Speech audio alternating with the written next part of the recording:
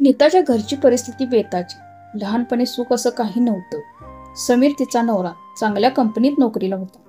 घरदार लोक चांगली होती, पण जे दिसतं तसं नसतं.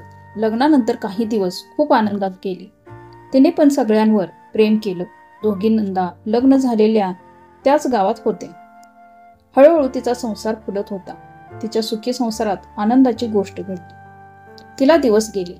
घरात आनंदाचे वातावरण होते. सासूला वंशाचा दिवा म्हणून मुलगाच हवा होता आणि तिच्या नवऱ्याला पण मुलगाच हवा होता. नीताच्या मनात भीतीचे काहूर माजले.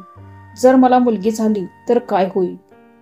तिच्या मनात आले, अरे हे काय आपल्या हातात असतं का? वंशाला दिवा हवा, परंतु पंथी ही सुद्धा आपलाच वंश असते ना. हे समजायला ह्या माणसांना किती शतके लागतील कुणास ठाऊक. नीताचे दिवस भरत आले. जसजशी ती वेळ येत होती तसा तिचा जीव टांगणीला लागला होता. दुसऱ्या दिवशी अचानक तिच्या पोटात दुखू लागले. तिने आईला सांगितले. आईने पटापट कामं उरकली, पूजा केली, भाजी पोळी करून तिला दवाखान्यात घेऊन गेली. नीताला खूप कळा सुरू झाला. तिला आतमध्ये नेले आणि थोड्या वेळातच जे व्हायचे नव्हते तेच झाले. तिला एक गोंडस मुलगी झाली. आई व तिचा नवरा खूप वैतागला आणि तिला त्या स्थितीत सोडून दोघंही तरातरा तिथून निघून गेले.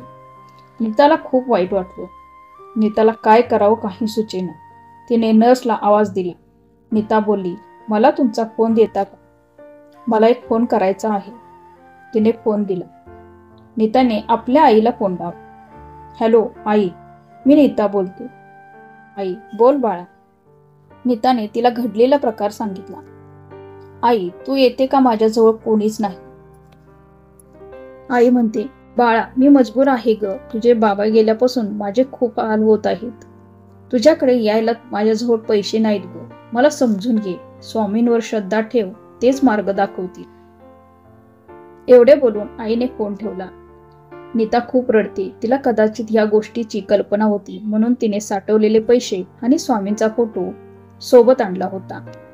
आता प्रश्न होता की या स्थितीत आता कुठे जायचे? पदरी छोटं बाळ रात्री स्वामींचा धावा करते. मला यातून तुम्हीच वाचू शकता. आणि रडता रडता तिला झोप लागते. रात्री तिला जाग येते. पाहते तर काय, एक बाई तिच्याजवळ बसलेली असते. हिरवं लुगडं, कपाळी मोठे कुंकू. ती बोलते, बाळा तुझी झोप झाली का? कदाचित तू मला ओळखलं नाहीस.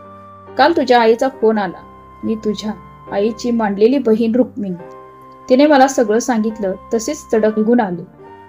आता तू काळजी करू नको. इथं माझं एक 2 रूमचं घर आहे. आपण तिथे राहू. दुसऱ्या दिवशी नीता दवाखान्याचे बिल भरून दोघीही तेथून निघतात व रुक्मिणीकडे येतात.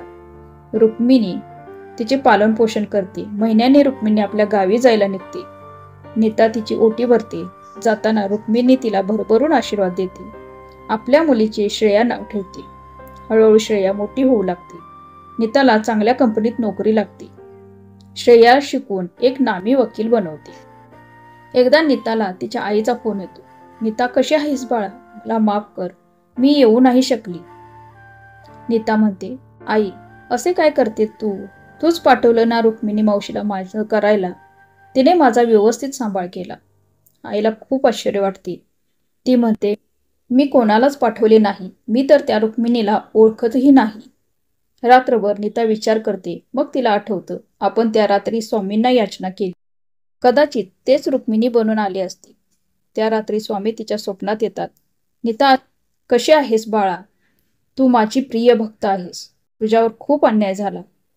आता देऊळ बंद असल्यामुळे मी तुझ्याकडे येऊ शकलो. काळजी घे तुझी व तुझ्या बाळाची. सकाळ झाली. नीताला खूप प्रसन्न वाटत होतं. श्रेया आता एक नामी वकील म्हणून ओळखली जाते. नीताचे स्वप्न पूर्ण झालं होतं. असेच माहितीपूर्ण व्हिडिओ पाहण्यासाठी व्हिडिओला लाईक करून चॅनलला सबस्क्राईब करा. धन्यवाद. श्री स्वामी समर्थ.